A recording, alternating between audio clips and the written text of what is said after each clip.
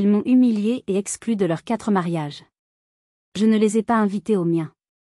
Quand maman a menacé de ne pas venir, je lui ai dit, tu m'être manqueras.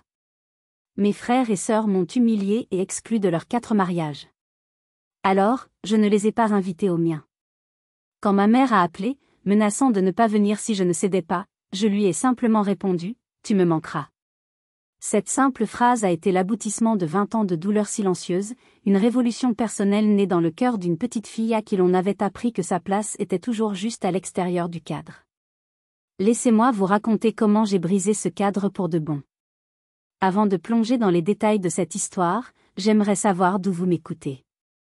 Dites-moi dans les commentaires depuis quelle ville ou quel pays vous suivez cette vidéo, et quelle heure il est chez vous en ce moment. C'est fascinant de voir jusqu'où nos histoires peuvent voyager. Maintenant, revenons à mes 12 ans, là où tout a commencé. Je m'appelle Garance. J'ai grandi dans une petite ville de Bretagne, une de ces bourgades où le « qu'en dira-t-on » est une religion et où la réputation d'une famille est son bien le plus précieux. Notre maison était impeccable, une carte postale de la réussite provinciale avec ses volets bleus et ses géraniums impeccablement alignés aux fenêtres. Mon père était un notable respecté, un homme de peu de mots mais dont le silence pesait lourd. Ma mère, elle, était la grande architecte de notre image parfaite. Chaque dîner de famille était une représentation théâtrale où les sourires devaient être parfaits, les sujets de conversation approuvés et les conflits balayés sous le tapis perçant du salon. J'étais la plus jeune de 5 enfants, un détail qui, je l'apprendrai plus tard, définissait toute mon existence. J'étais l'élément imprévisible, la dernière touche au tableau, celle qui pouvait soit le compléter, soit le gâcher. L'année de mes 12 ans, mon frère aîné, Augustin, l'enfant prodige, l'incarnation de toutes les ambitions de ma mère, a annoncé son mariage. La nouvelle a transformé la maison en un quartier général de campagne militaire. L'objectif ? Le mariage le plus élégant, le plus commenté, le plus parfait que la ville ait jamais connu. Des magazines de mariage glacés s'empilaient sur la table basse, leurs pages remplies de femmes diaphanes et de bonheur hors de prix. Ma mère et sa future belle-fille passaient des heures à débattre de la nuance exacte d'ivoire pour les nappes avec la ferveur d'une affaire d'État. Pour moi, toute cette agitation n'avait qu'une seule signification. J'allais enfin avoir un rôle de premier plan. J'allais être la petite fille d'honneur. Dans mon carnet de croquis, mon refuge secret contre la perfection rigide de notre foyer, je passais des heures à dessiner la robe que j'imaginais, une création de soie couleur crème avec un long ruban de satin qui flotterait derrière moi. Je me voyais déjà, marchant lentement dans l'allée de la vieille église en pierre, un petit panier d'osier à la main, semant des pétales de rose sur le chemin de mon grand frère. C'était plus qu'un rêve, dans mon esprit d'enfant, c'était une certitude, un droit du sang. Chaque soir, au dîner, je posais la même question, ma petite voix se perdant dans le bruit des couverts. On a des nouvelles pour ma robe ? Au début, ma mère répondait par des sourires vagues et des « patience, ma chérie, tout est en cours ». Mais à mesure que les semaines passaient, son sourire se crispait. Le sujet était de plus en plus vite évacué. J'ai essayé d'en parler à Augustin lui-même, l'attrapant un soir dans le couloir. « Tu crois que ma robe sera assortie à la tienne ?» Il m'a ébouriffé les cheveux, un geste condescendant qui se voulait affectueux. « Ne t'inquiète pas pour ça, petite sœur. Maman gère tout. » Il était déjà loin, absorbé par un appel téléphonique. Puis, un soir de mai, l'atmosphère à table était différente. L'air était lourd, tendu, comme avant un orage. J'ai posé ma question habituelle, et cette fois, au lieu d'une esquive, j'ai eu droit à un long silence. Mon père s'est raclé la gorge. Ma mère a posé délicatement sa fourchette contre sa porcelaine de Limoges. « Garance » a-t-elle commencé, de cette voix douce et posée qu'elle utilisait pour annoncer les mauvaises nouvelles, il faut qu'on parle du mariage d'Augustin. Mon cœur s'est mis à battre plus vite. Ton frère et sa fiancée ont pris une décision. Ils souhaitent organiser une réception très formelle. Très chic. Ce sera un événement exclusivement pour adultes. Le mot « exclusivement » a résonné dans ma tête. Exclusivement. Qui exclut ? Qui m'exclut ? J'ai senti mes joues s'empourprer. J'ai tourné la tête vers Augustin, mes yeux le suppliant de dire quelque chose, de nier, de protester. Il a regardé son assiette, soudainement fasciné par le motif de sa fourchette. Il n'a rien dit. Il m'a laissé seule face au verdict. Mais, je suis sa sœur, ai-je murmuré, la voix tremblante, un argument qui me semblait irréfutable. Et tu seras toujours sa sœur, a répondu ma mère, comme si cela réglait tout. Mais tu n'as que 12 ans. C'est une décision de couple, ce n'est rien de personnel. Rien de personnel. Ces deux mots sont devenus le poison de mon enfance. Cette nuit-là, incapable de dormir, je me suis levée pour boire de l'eau. La porte du salon était entr'ouverte. J'ai entendu la voix feutrée de ma mère au téléphone, probablement avec ma tante. Non, ça va, disait-elle. Garance est une petite fille tellement mature, elle a très bien compris. C'est mieux comme ça, tu sais. Elle est à un âge un peu ingrat. Sa présence aurait un peu gâché l'élégance des photos, tu comprends. L'élégance des photos. J'ai été sacrifiée pour l'élégance des photos. Je suis retournée dans ma chambre, j'ai ouvert mon carnet de croquis à la page où j'avais dessiné ma robe de rêve, et j'ai arraché la page, lentement, en 1000 morceaux. Ce soir-là, en serrant mon carnet de croquis contre ma poitrine, j'ai compris une chose, dans le portrait parfait de ma famille, il y avait des places qui ne m'étaient pas destinées. Et ce n'était que le début. 2 années se sont écoulées. 2 années pendant lesquelles j'ai appris à me faire plus discrète, à observer plutôt qu'à espérer. J'avais 14 ans, l'âge ingrat où l'on est trop vieux pour être un enfant et trop jeune pour être pris au sérieux, une sorte de fantôme adolescent flottant dans les couloirs de la maison. Mon second frère, Basile, un jeune avocat qui portait ses ambitions comme un costume sur mesure, a annoncé ses fiançailles. Sa future femme, Adèle, était tout son contraire. Elle était solaire, chaleureuse, et dès notre première rencontre, elle m'avait prise sous son aile, avec une sincérité désarmante. J'ai toujours rêvé d'avoir une petite sœur, m'avait-elle dit en me montrant sa bague de fiançailles, ses yeux pétillants de sincérité. Contrairement à ma première belle-sœur, distante et soucieuse des apparences, Adèle semblait réellement intéressée par moi. Elle me posait des questions sur mes dessins, sur mes cours, sur la musique que j'écoutais. J'avais senti une petite flamme d'espoir, fragile et vacillante, se rallumer en moi. Peut-être qu'avec Adèle, les choses seraient différentes. Peut-être que cette fois, je ne serais pas juste une note de bas de page dans le grand livre de notre famille. Adèle m'a impliquée. Elle me demandait mon avis sur les couleurs, sur les fleurs. Un après-midi, alors que nous regardions des catalogues de robes, elle a dit nonchalamment, « Il faudra qu'on trouve une jolie tenue pour toi, tu seras adorable. » Peut-être que tu pourrais t'occuper du livre d'or ? Mon cœur a fait un bond. Ce n'était pas le rôle de premier plan de mes rêves d'enfant, mais c'était un rôle. C'était une reconnaissance. Je n'osais pas y croire. J'ai simplement souri, un sourire timide qui cachait un torrent d'émotions. Pendant quelques semaines, j'ai vécu sur ce petit nuage d'anticipation. Je me suis permis de rêver à nouveau, mais avec plus de prudence cette fois. J'aidais Adèle à confectionner des petits cadeaux pour les invités, nos mains couvertes de colle et de ruban, et pour la première fois, je me sentais faire partie intégrante d'un projet familial heureux. La chute n'en a été que plus dure. Un samedi après-midi, je suis rentrée plus tôt que prévu de mon cours de dessin. La porte de la cuisine était entr'ouverte et j'ai entendu des voix. Celle d'Adèle, et celle de ma mère. Je me suis arrêtée net, un mauvais pressentiment me glaçant le sang. Je ne comprends toujours pas, disait Adèle, sa voix empreinte d'une réelle confusion. Garance est sa sœur. C'est normal qu'elle soit là. Elle est si gentille, et elle serait tellement heureuse. On pourrait lui trouver un rôle, même petit. Puis la voix de ma mère, douce comme du miel empoisonné, a pris le relais. Adèle, ma chérie. Je sais que tes intentions sont merveilleuses, tu as un cœur en or. Mais tu dois comprendre Garance. C'est une jeune fille très particulière, si sensible, si mature pour son âge. Il y a eu une pause, parfaitement calculée.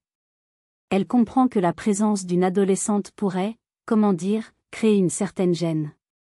Les conversations des adultes, l'ambiance.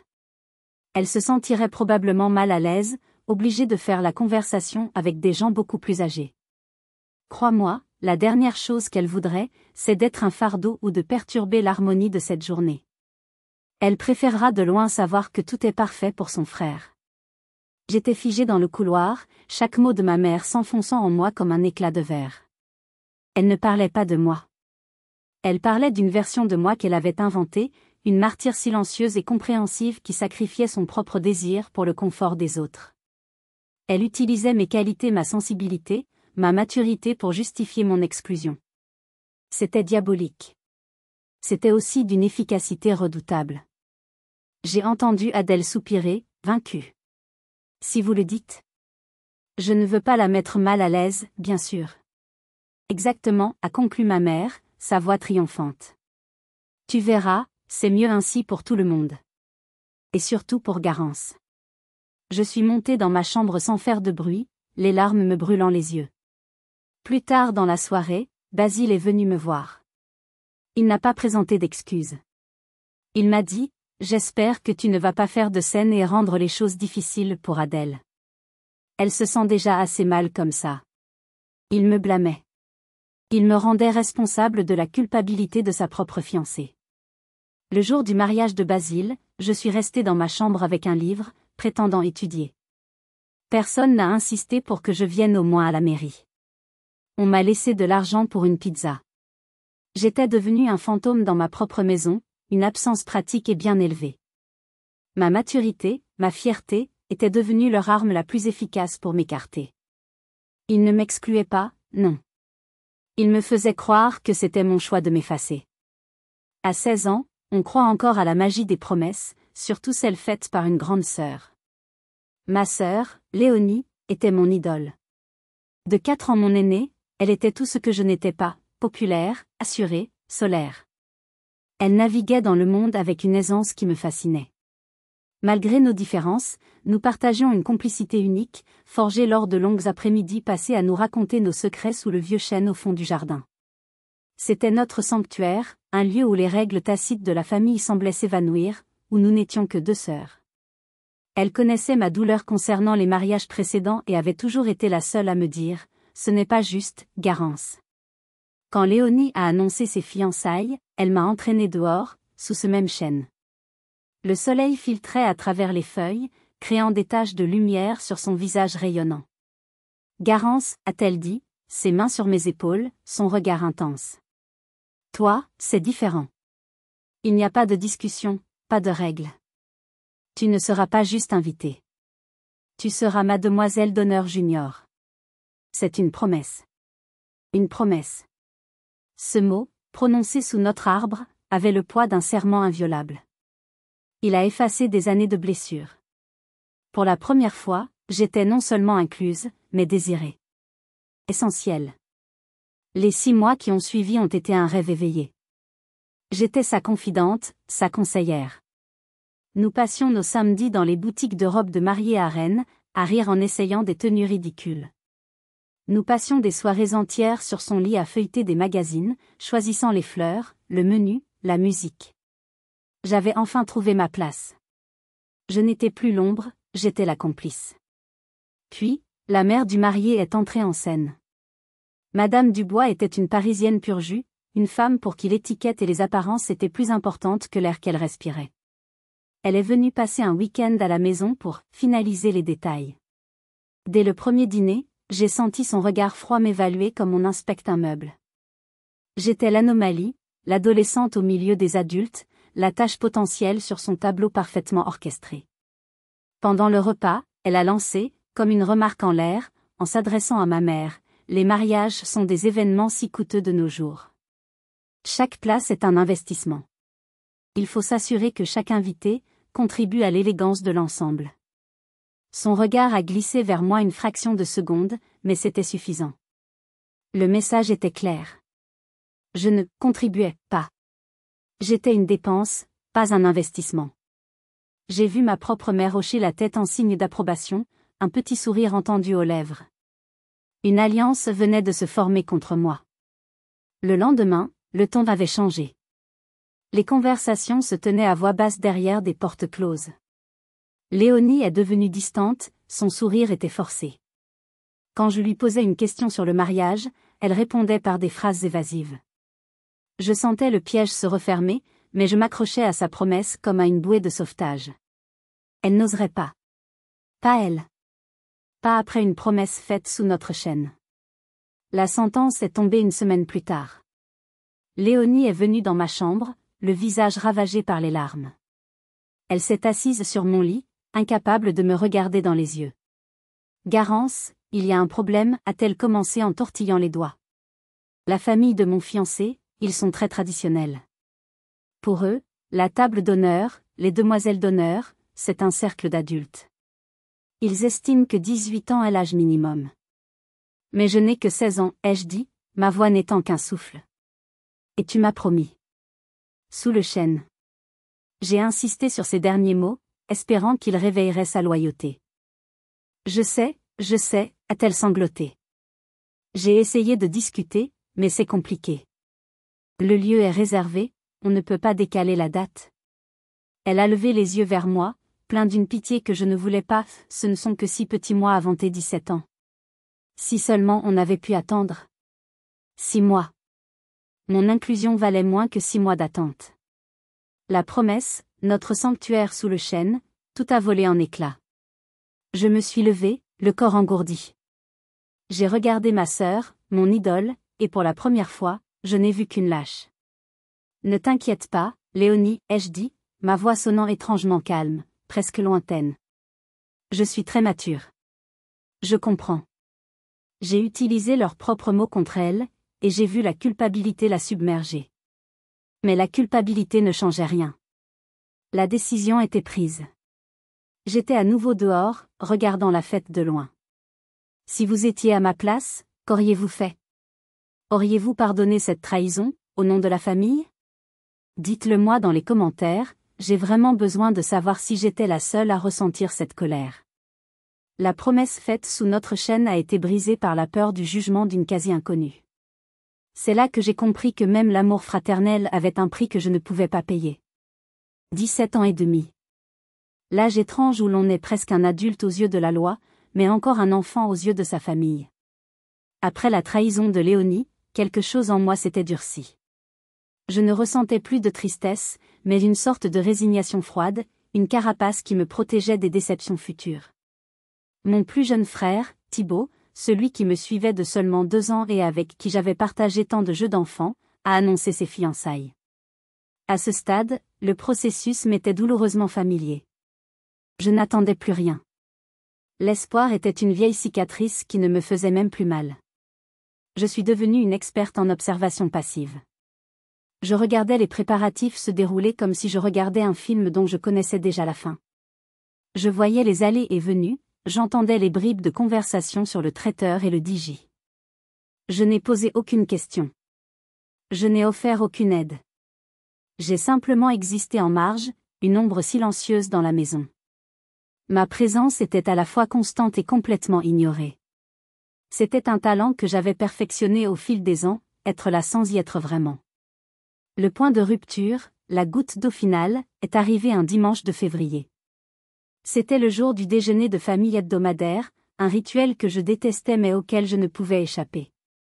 Mes cousines, des jumelles qui venaient tout juste de fêter leurs 18 ans, sont arrivées en brandissant fièrement leurs invitations.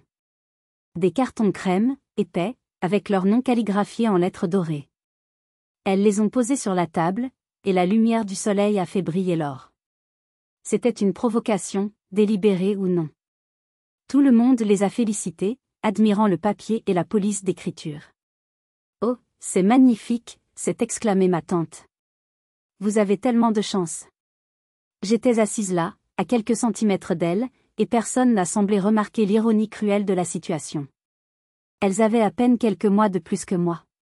L'âge n'avait jamais été le vrai problème. C'était moi, le problème.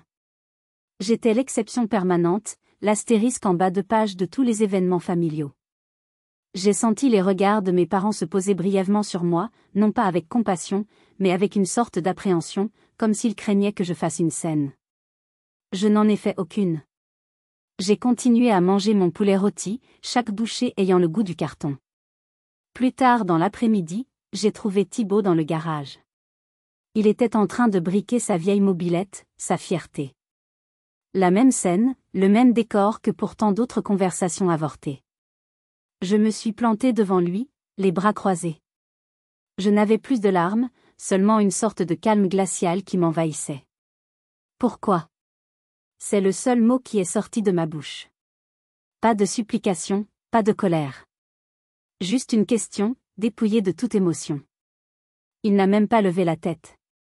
Il a continué à frotter le chrome avec son chiffon, comme si ma présence était une simple nuisance. C'est comme ça, Garance, a-t-il lâché d'un ton neutre. C'est la règle. La règle, ai-je répété, ma voix se brisant légèrement malgré moi. Quelle règle? La règle qui dit que je suis toujours trop jeune de quelques mois, peu importe l'âge que j'ai? La règle qui s'applique à moi mais pas aux cousines? Il a finalement daigné me regarder. Il y avait de l'agacement dans ses yeux, pas de la pitié. Écoute, ne rends pas les choses compliquées.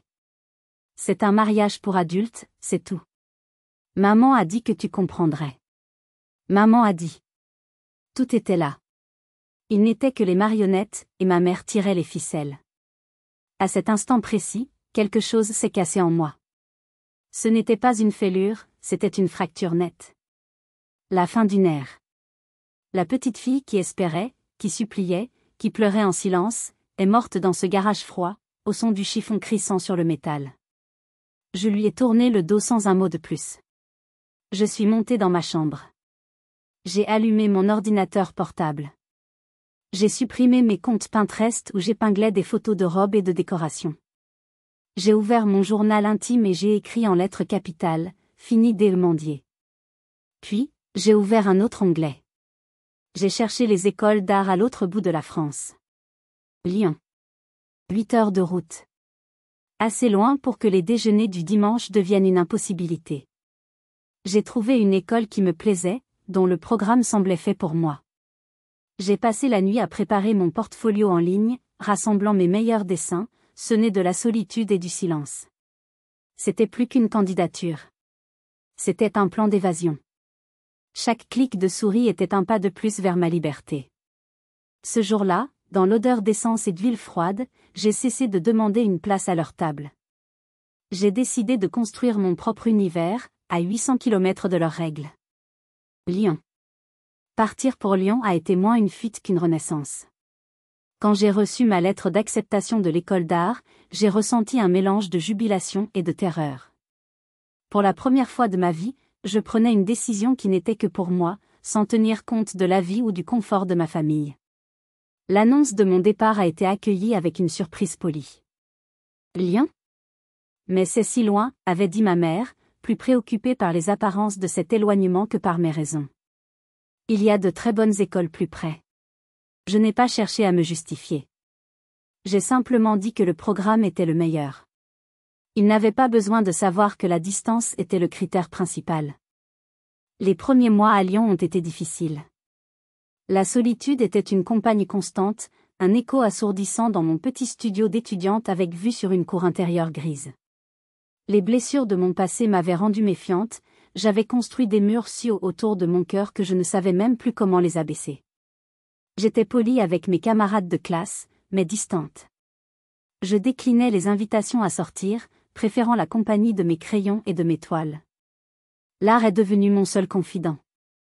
Je dessinais et peignais avec une frénésie nouvelle, canalisant des années de silence et de frustration sur le papier.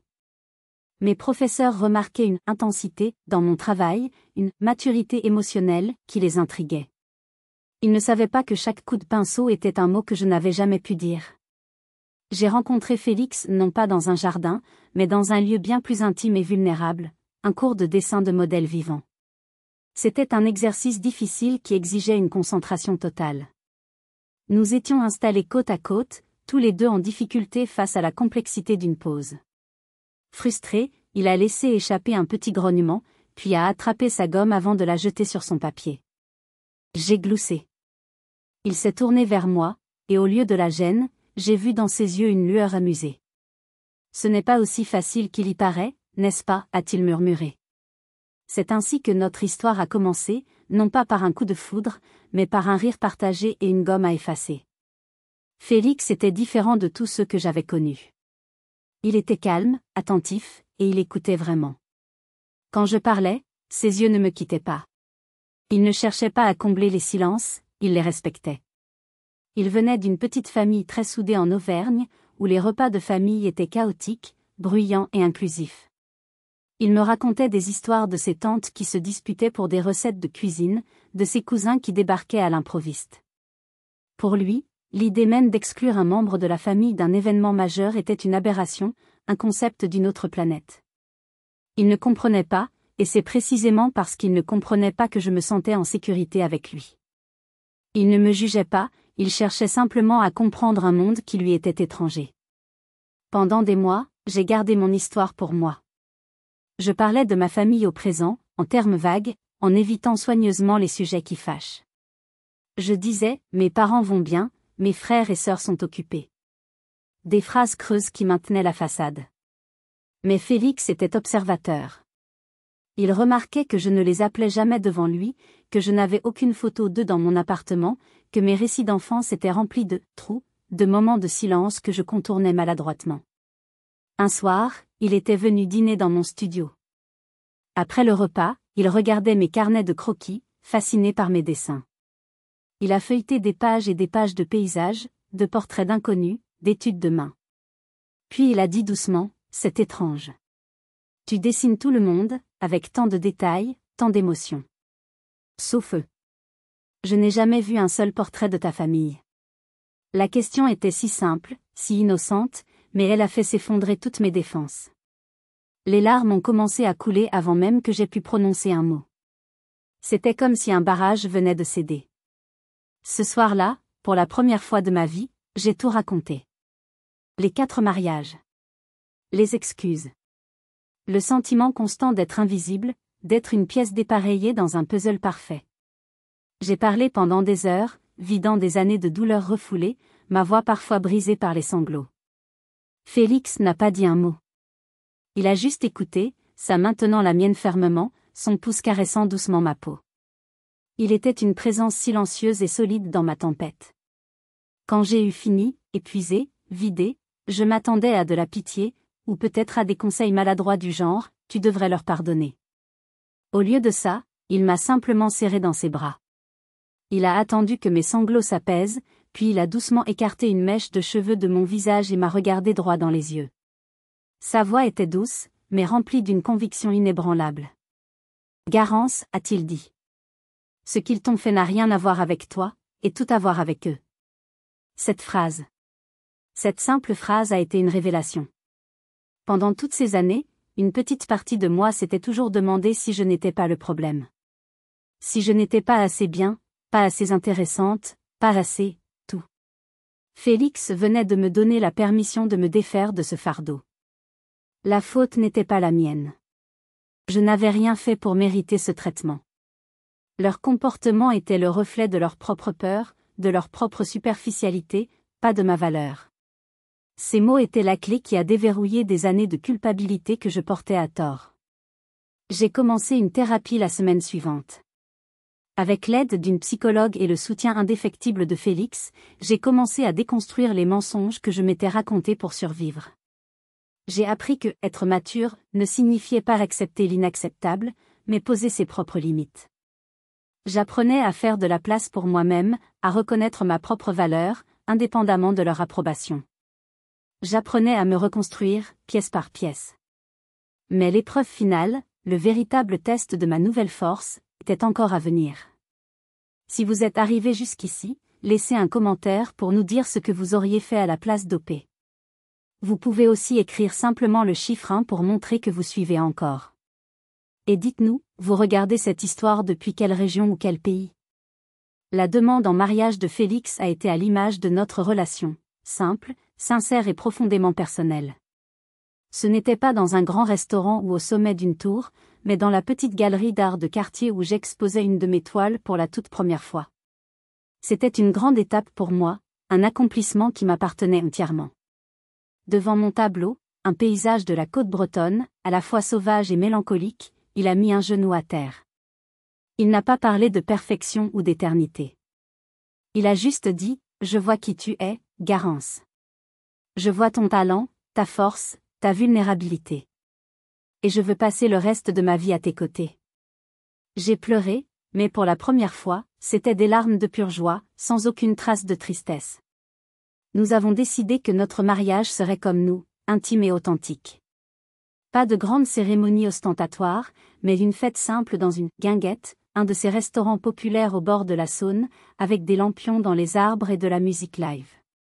La liste des invités était courte, une cinquantaine de personnes, composées uniquement de ceux que nous considérions comme notre famille de cœur, les amis qui étaient devenus des frères, les mentors qui nous avaient guidés, les voisins qui nous apportaient de la soupe quand on était malade. Chaque nom sur cette liste représentait une relation basée sur l'échange, le respect et l'affection sincère. Alors que j'étais en train de dessiner nos faire-part, un projet qui me tenait particulièrement à cœur, mon téléphone a vibré. C'était un message d'Augustin. Je n'avais pas eu de nouvelles de lui depuis des mois. Le texte était bref, presque clinique, baptême de la petite le mois prochain. Famille uniquement.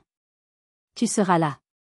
Ce n'était pas une question, c'était une convocation. Famille uniquement. L'ironie était si violente qu'elle m'a coupé le souffle. Une vague de colère, ancienne et familière, a menacé de me submerger. La vieille Garance, celle qui avait peur de faire des vagues, aurait répondu, bien sûr, je serai là. Elle se serait forcée à sourire, aurait acheté un cadeau coûteux et aurait enduré une journée de conversation superficielle en se sentant invisible.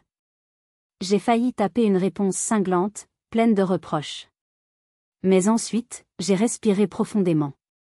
J'ai regardé le dessin du faire-part sur mon bureau, une illustration de 2 mains entrelacées.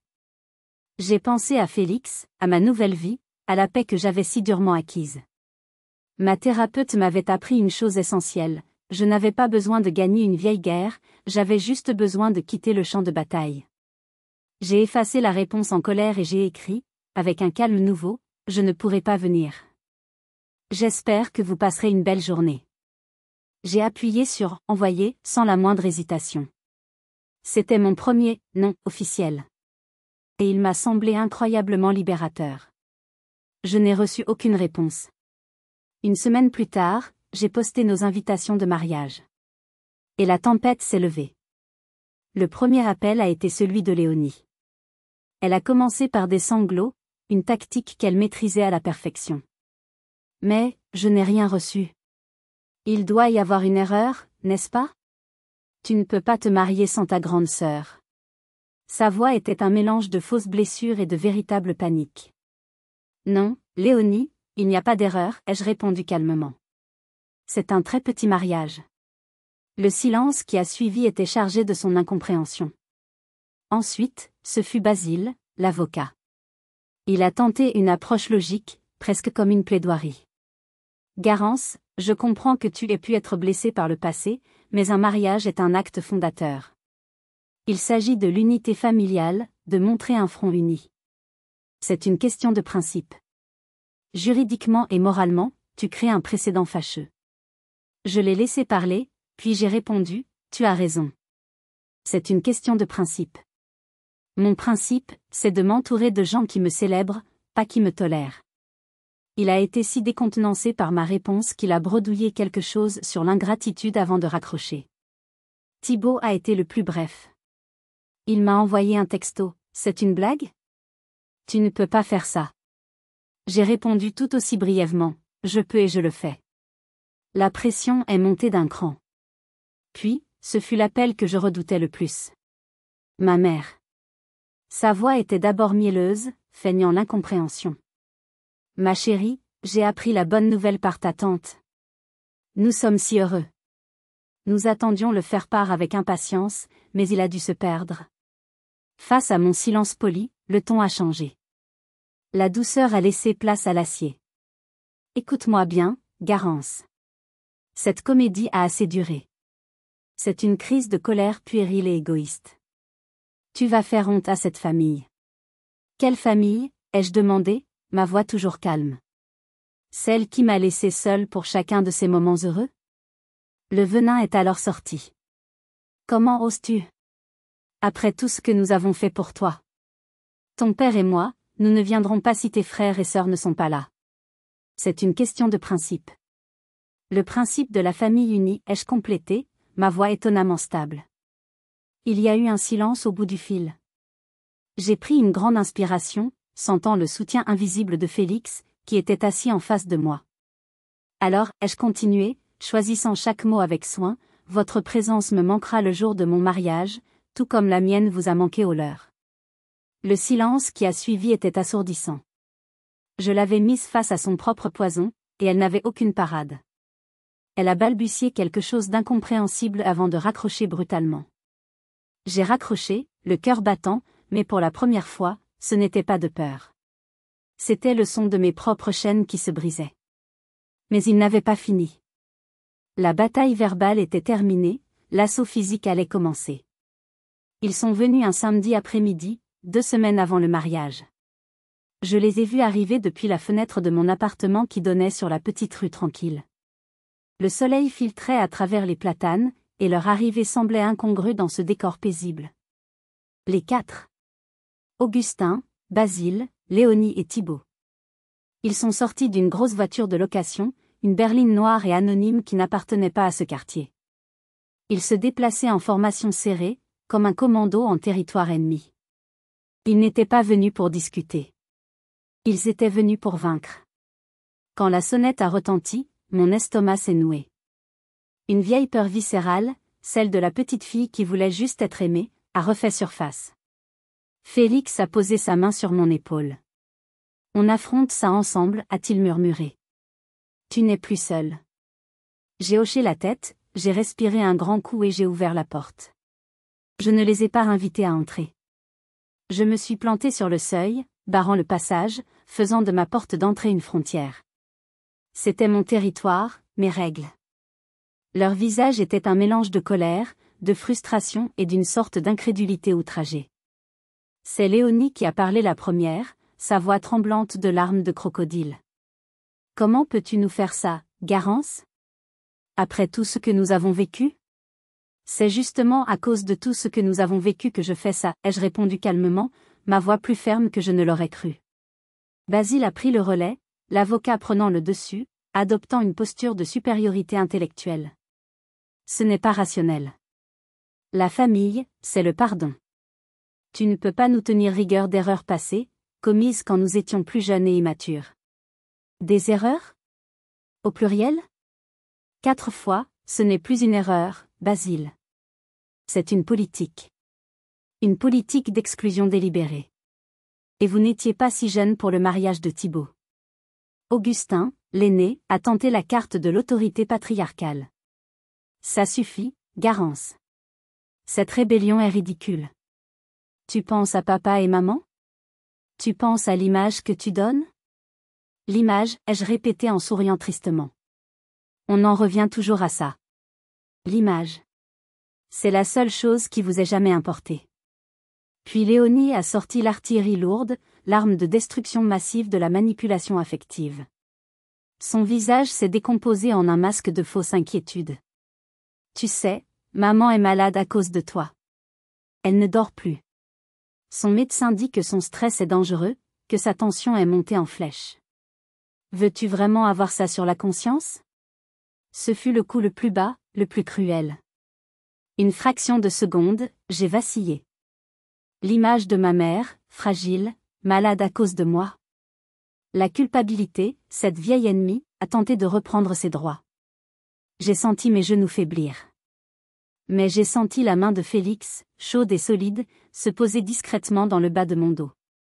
C'était un simple contact, mais il m'a ancré dans le présent. Il m'a rappelé que je n'étais plus seule. J'ai relevé la tête et j'ai regardé ma sœur droit dans les yeux. Le masque de l'inquiétude s'est fissuré, et j'ai vu ce qu'il y avait derrière, la panique de perdre le contrôle. Maman est stressée parce que, pour la première fois de sa vie, elle perd le contrôle, ai-je dit, ma voix retrouvant sa fermeté. Pas parce que je suis méchante. Utiliser sa santé pour me faire chanter est la chose la plus laide que tu aies faite jusqu'à présent, Léonie. Et la liste est longue. Le silence qui a suivi était glacial. J'avais paré leur meilleure attaque. Ils étaient à court d'arguments. Vous ne comprenez pas, ai-je continué, ma voix portant une tristesse nouvelle, non pas pour moi, mais pour eux. Je ne fais pas ça pour me venger. Je fais ça pour me protéger. Vous n'êtes pas désolé de m'avoir blessé. Vous êtes juste en colère que vos actions aient enfin des conséquences. Il y a une différence. Je les ai regardés une dernière fois, un par un. 4 visages familiers qui m'étaient devenus étrangers. Maintenant, si vous voulez bien m'excuser, ai-je conclu, j'ai un mariage à préparer. Un mariage où chaque invité a été choisi pour l'amour qu'il apporte, pas pour l'image qu'il projette. J'ai refermé doucement la porte. Le « clic » de la serrure a résonné dans l'appartement comme le mot « fin ». Derrière la porte, j'ai pris une grande inspiration.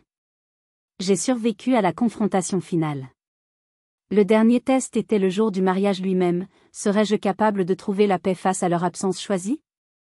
Le jour de mon mariage est arrivé, baigné d'une douce lumière de fin d'été. La guinguette au bord de la Saône était encore plus belle que dans mes rêves. Des lampions colorés étaient suspendus aux branches des platanes, leurs reflets dansant sur l'eau calme du fleuve. L'air sentait l'herbe coupée et le bonheur. Nos amis, notre famille de cœur, étaient tous là, leur rire se mêlant au son d'un accordéon qui jouait de vieilles chansons françaises. Ma voisine, une retraitée adorable, avait insisté pour s'occuper des fleurs, créant des bouquets champêtres magnifiques. Mon meilleur ami de l'école d'art avait dessiné les menus. Chaque détail était imprégné d'amour et de sincérité, un contraste saisissant avec les mariages froids et ostentatoires de mon passé. Pendant que je me préparais, j'ai eu un moment de calme. J'ai regardé mon reflet dans le miroir. Je ne voyais plus la petite fille anxieuse qui cherchait l'approbation dans le regard des autres. Je voyais une femme, une artiste, une future épouse, qui avait appris à tracer ses propres lignes et à choisir ses propres couleurs. Au premier rang de la petite cérémonie laïque, il y avait 2 chaises vides. Celle que j'avais réservée pour mes parents, dans un dernier geste d'espoir absurde, une porte que j'avais laissée entr'ouverte jusqu'à la dernière minute. Leur absence était visible, tangible. Il y a quelques années, cette vision m'aurait anéanti. J'aurais vu un échec, une preuve de mon indignité. Mais aujourd'hui, en marchant dans l'allée au bras de Félix, je n'ai pas ressenti de vide. J'ai ressenti une forme de clarté. Ces chaises n'étaient pas le symbole de ce que j'avais perdu, mais le symbole de ce que j'avais gagné, le droit de choisir. Le droit de dire non à ce qui me faisait du mal. Elles représentaient la frontière que j'avais enfin réussi à tracer pour protéger ma paix intérieure. Elles n'étaient pas vides, elles étaient remplies de mon respect pour moi-même. Nos vœux n'étaient pas des promesses grandiloquentes, mais des engagements simples. Félix a promis de toujours me voir, même quand je douterais de moi-même, et de toujours être mon plus grand supporter. J'ai promis de toujours faire confiance à la famille que nous construisions ensemble, une famille basée non pas sur le sang ou l'obligation, mais sur le respect mutuel et la présence choisie. Quand nous nous sommes embrassés, les applaudissements de nos amis ont semblé emporter les derniers fantômes de mon passé. Pendant la fête, j'ai regardé autour de moi. J'ai vu mon ancienne professeure d'art discuter avec ma voisine. J'ai vu mes amis de l'université rire avec les cousins de Félix. J'ai vu une mosaïque de vie, de gens qui n'avaient aucune obligation d'être là, mais qui avaient choisi de venir célébrer notre amour. Ma famille n'était pas définie par un arbre généalogique, mais par ce réseau de bienveillance que j'avais tissé, fil par fil, loin de la Bretagne. Mon cœur était plein. Il n'y avait aucune place pour le regret. Plus tard dans la soirée, Félix m'a entraîné au bord de l'eau, loin de la musique et de la foule. Nous avons regardé les lumières de la ville se refléter sur le fleuve. « Tu es heureuse ?» m'a-t-il demandé. J'ai posé ma tête sur son épaule. « Je suis en paix » ai-je répondu. « C'est encore mieux. Le bonheur est une émotion qui va et qui vient. La paix, c'est un état d'être. C'est savoir que l'on est exactement là où l'on doit être. Mon histoire n'est pas une histoire de vengeance, mais une histoire de reconquête. La reconquête de ma propre valeur. Avez-vous déjà dû redéfinir ce que le mot « famille » signifie pour vous? Racontez-moi dans les commentaires. Votre courage pourrait en inspirer d'autres. La famille dans laquelle on est un point de départ, pas une destination finale. La vraie famille, c'est celle qui choisit de marcher à vos côtés. N'oubliez jamais de choisir ceux qui vous choisissent en retour. Ce n'est pas de l'égoïsme, c'est de la survie. C'est la clé non seulement du bonheur, mais aussi de la santé mentale. Si cette histoire a résonné en vous, merci de laisser un pouce bleu et de vous abonner. Votre soutien me permet de partager plus de récits comme celui-ci. Chaque histoire compte, et la vôtre aussi. Prenez soin de vous.